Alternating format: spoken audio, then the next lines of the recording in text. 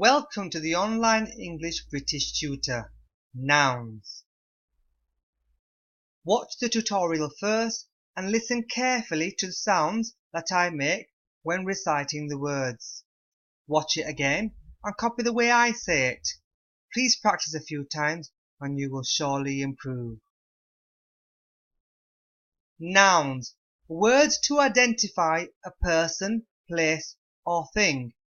Examples include boy, dancer, doctor, police officer, girl, farmer, teacher, zoo, cup, pen, park, garage, fork, jungle, seaside, table, phone, classroom, church, ball, computer.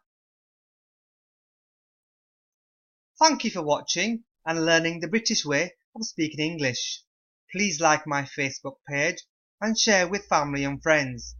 If you would like some lessons with me, please get in touch through Facebook.